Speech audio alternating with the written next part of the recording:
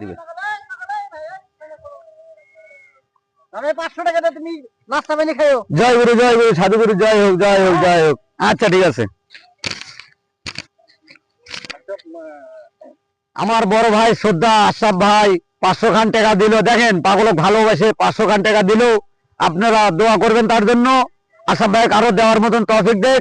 এই আশরাফ ভাই আমাদের মাঝে আছে, থাকবেও যারকাল সাধু সঙ্গ নিয়ে সে থাকে সর্বক্ষণ। পাগলে করে 500 কে 1000 টাকা দিয়েও পাগলে করে খুশি করে।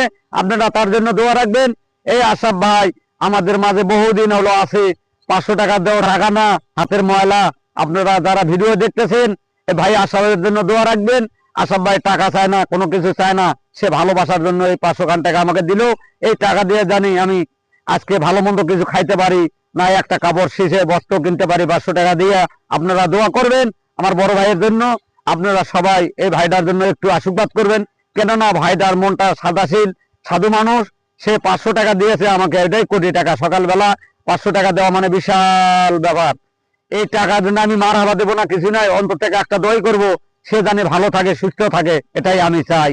সে আশরাফ ভাই এমন কিছু না, মহাস্থান আইলে আপনারা দেখতে পারবেন আশরাফ ভাইয়ের চলাফেরা, খাইদা ইত্যাদি কি করে না করে আপনারা দেখতে পারবেন।